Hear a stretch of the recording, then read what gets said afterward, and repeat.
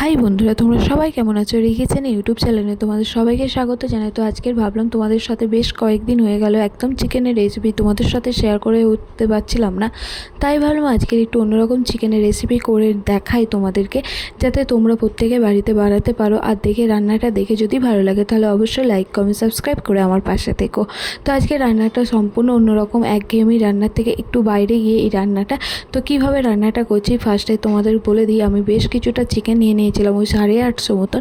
সেটাকে ভালো করে পরিষ্কার করে জল ঝরিয়ে নিয়েছিলাম। তো জল ঝরানোর পরে দেখো বাটিতে এক এক করে চিকেনগুলো আমি দিয়ে দিলাম। তারপরে কিছুটা বাটা মশলা অ্যাড করব। যেমন আমি নিয়েছিলাম 2 থেকে 3টে মতন পেঁয়াজ, যেটাকে আমি খুব সুন্দর করে বেটে নিয়েছিলাম একদম মিহি মতন। ঠিক সেই রকমই আমি 3টে মতন টমেটো নিয়েছিলাম, যেটাকেও আমি বেটে নিয়েছিলাম মিহির মতন। তো তার থেকে দেখো আমি এখানে 4 চামচের মতন পেঁয়াজ বাটা দিয়ে দিয়েছিলাম। আর বাকি পেঁয়াজটা কিভাবে ইউজ করছি না করছি সেটাও আমি তোমাদের সাথে আস্তে আস্তে শেয়ার করছি। তো রান্নাটা দেখতে থাকো, আশা করি তোমাদের ভালো লাগবে রান্নাটা। তো এখানে গল্প করতে করতে দেখো আমি 4 চামচের মতন, 4 চামচের থেকে একটু বেশি টমেটো বাটা নিয়েছিলাম। আর এখানে দেখো আমি একটু নিয়েছিলাম কাঁচা লঙ্কা আর রসুন। আমি তোমাদের একটা কথা বলতে পারি যে এই রান্নাতে অবশ্যই কাঁচা লঙ্কা ইউজ করবে, কারণ এর মধ্যে একটা আলাদা ফ্লেভার থাকে, সেটা গালে গালে একদম অসাধারণ খেতে লাগে। তো আমি এখানে কিন্তু রসুনটা একদম মিহি করে বেটেছি এমনটা নয়, অল্প মিহি করে বেটেছিলাম কাঁচা লঙ্কা আর রসুন। সেটা আমি 4 চামচের মতন দিয়ে দিলাম। আর বাকি রসুনটা আমি রেখে দিলাম, সেটা আমি কিভাবে ইউজ করছি সেটাও আমি তোমাদের সাথে আস্তে আস্তে শেয়ার করছি। তো এর সাথে আমি বেশ কিছুটা মশলা অ্যাড করেছিলাম, গুঁড়ো মশলা। তবে খুব যে একেবারে অনেক রকমের মশলা অ্যাড করেছি এমনটা নয়, মিডিয়াম সাইজের মশলা আমি অ্যাড করেছিলাম। যেমন এখানে আমি সর্ষের তেলে অ্যাড করলাম 2 থেকে 3 চামচের মতো। ঠিক তেমনই আমি আন্দাজ মতন হলুদ গুঁড়ো আর লঙ্কা গুঁড়ো অ্যাড করেছিলাম। তবে এখানে আমি নুন অ্যাড করিনি, কারণ নুন অ্যাড করলে কী বলতো, চিকেনের মধ্যে যে জলটা থাকে সেটা বেরিয়ে যাবে, তাহলে চিকেনের গায়ের মশলাটা একদম ঢুকবে না। তো তাই জন্য আমি নুন অ্যাড সবসময় করি না। আমি ম্যারিনেট করার পরে কড়াইতে আমি নুন দিই, কিন্তু আমি কোনো দিন ম্যারিনেট করার সময় নুন দিই না।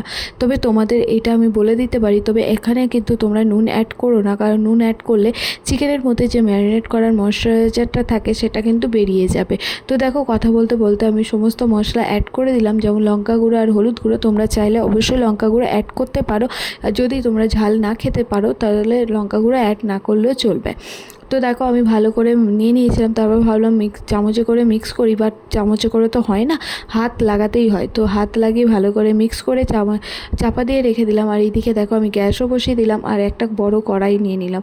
তো যেরকম চিকেন করবো সেই রকম একটা বড় কড়াই নিয়ে নিলাম, তাতে বেশ কিছুটা তেল দিয়ে দিলাম। তেলটা তোমরা তোমাদের আন্দাজ মতন দেবে, তবে আমি মনে হয় এইরকম তেল দিলেও হবে। তাতে আমি 2টো দারচিনি ফাটিয়ে দিয়েছিলাম, আর তার সাথে একটা এলাচ দিয়ে দিয়েছিলাম, আর 2টো তেজপাতা দিয়ে দিয়েছিলাম। আর আমার একটা স্বভাব আছে, তেজপাতা আমি ধুয়ে দিই, তাই জন্য তেলটা একটু ছিটকায়।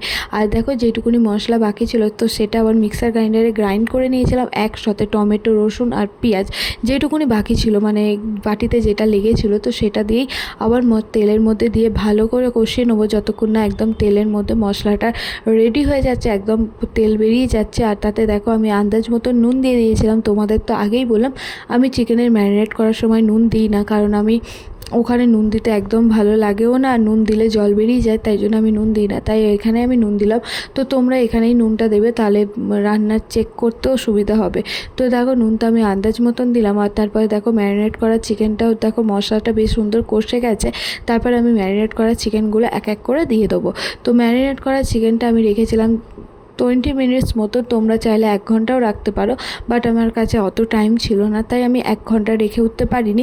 আমি 20 মিনিটসের মতন রেখেছিলাম। তো তোমরা তাহলে চাইলে 10 মিনিটও রাখতে পারো, কোনো অসুবিধা নেই। তো সমস্ত চিকেন দিয়ে ভালো করে কষাবো, ওই ধরো 7 থেকে 8 মিনিট মতো খুব সুন্দর করে কষাবো। অবশ্যই এই সময় আমি গ্যাসের ফ্লেমটা একদম হাই করে দিয়েছিলাম, যেহেতু আমি কাছে দাঁড়িয়ে আছি।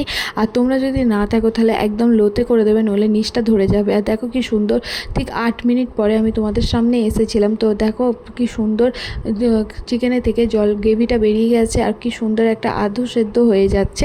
তো এই চিকেনটা অর্ধেকটা এই মশলা কষিয়ে কষিয়ে সেদ্ধ হয়ে যাবে। তোমাদেরকে একটা কথা বলি, এই রান্নাটা খুবই সোজা, কিন্তু খেতে হয় খুব দুর্দান্ত। একবার তোমরা বাড়িতে এই রান্নাটা করে দেখতে পারো। তবে এই রান্নার কি নাম দেবো সেটা আমি এখনও বুঝে উঠতে পারছি না। তবে রান্নাটা একদম কমপ্লিট হয়ে যাক, তোমাদের সাথে শেয়ার করার সময় একটা নাম আমি ভেবেচিন্তে দিয়ে দেবো। তো দেখো, আর তোমরা যদি চাও অবশ্যই এই চিকেনের একটা নাম দিতেই পারো। তো এই চিকেনটা বেশি পরিমাণে গেছিলো পেঁয়াজ, তো পেঁয়াজের নিয়ে একটা নাম অবশ্যই দেওয়া যেতেই পারে। তো দেখো তোমাদের সাথে কথা বলতে বলতে চিকেনটা অনেকটাই কষিয়ে নিচ্ছিলাম। তো তারপরে ভাবলাম একটু আলুটাও ভেজে নিই, যেহেতু আমরা চিকেনে আলু ছাড়া একদম চলতে পারে না। আমার চলে যায়, আমার কোনো অসুবিধা হয় না, কিন্তু আমার ফ্যামিলির লোকেরা চিকেনে একটু আলু চায়, আর আলুগুলো চাইবে একদম ধামসার মতন। বাট এখানে আমি অতটাও ধামসা আলু দিইনি। তো আলুগুলো খুব সুন্দর করে আমি হলুদ আর নুন দিয়ে ভেজে নিয়েছিলাম, তো সেটা আমি দিয়ে দিলাম, ভালো করে মাংসের সাথে কষিয়ে নেব। এবার দেখো বাটিতে যে মশলাটা ছিল একটুখানি লেগেছিলো, তাতেই আমি জল দিয়ে দিলাম, আর মিক্সার গ্রাইন্ডারে যে মশলা লেগেছিলো সেই জলটা আমি একটু গরম করে নেবো। তো চিকেনে দেখবে সবসময় গরম জল দিলে বেশি সুন্দর টেস্ট হয়। আর ওইদিকে তোমাদের সাথে কথা বলতে বলতে ওইদিকে একটু চাও হয়ে গেছে। তো চাটা এবার নামিয়ে এবার চাটা খাবো, ততক্ষণ ভাতও বসিয়ে দেবো। তো সেটা তোমাদের মতো প্রতিদিন দেখাচ্ছি না, প্রতিদিন একই ভাত কীভাবে বসাচ্ছি না বসাচ্ছি, কীভাবে চা করছি না করছি দেখাতে কি আর দেখলে আর তোমরাও কি দেখতে চাইবে বলো? তাই আমি তোমাদেরকে প্রতিদিন একই রান্না দেখাতেও চাই না। তো দেখো এইদিকে আমি গল্প করতে করতে পুরোটা জল দিয়ে দিলাম। জলটা অবশ্য আন্দাজ মতন দেবে। তো আমার জলটা এইরকম, আমি চিকেনে একটু গ্রেভি করতে চাইছিলাম, তাই আমি জল দিয়ে দিলাম। আর এদিকে ততক্ষণ আমরা চা খেয়ে আসি। তো দেখো গল্প করতে করতে চা খাওয়া হয়ে গেছে, আর এইদিকে দেখো গ্রেভিটা চিকেনটাও হয়ে গেছে, কি সুন্দর কালার এসেছে না? কিন্তু মশলাটা ছিল খুবই অল্প। তো চলো ভাতটাও বেড়ে নিই। আর দেখো চিকেনটা দেখতেও সুন্দর হয়েছে না? এইরকম চিকেন দেখলে কার না খেতে ইচ্ছা করে বলো তো? তোমাদের কি খেতে ইচ্ছা করছে না বলো তো? অবশ্যই খেতে ইচ্ছা করছে। তো তাড়াতাড়ি ঘরে বানিয়ে নিও এইরকম একটা সুন্দর গ্রেভিওয়ালা চিকেন। তো দেখো সুন্দর মতন লেগ পিস দিয়ে, আলু দিয়ে, আর সুন্দর কিছুটা চিকেনের পিস দিয়ে আমি থালাটাকে সাজিয়ে নিচ্ছি। আর তোমরা তো জানো রি কিচেন অলওয়েজ থালা সাজিয়ে পরিপাটি করে খেতে দিতে পছন্দ করে। তো তার সাথে দুটো পেঁয়াজ অ্যাড করলাম। তো আমার রান্নাটা যদি তোমাদের ভালো লাগে তাহলে অবশ্যই লাইক কমেন্ট সাবস্ক্রাইব করে আমার পাশে থেকে। এইভাবে তোমরা যে এত ভালোবাসা দিচ্ছ তার জন্য অনেক অনেক ধন্যবাদ। আমি বিগত কয়েক মাস ধরে ভিডিও দিতে পারিনি, তার কিছু কারণ ছিল, সেই কারণগুলো নয় তো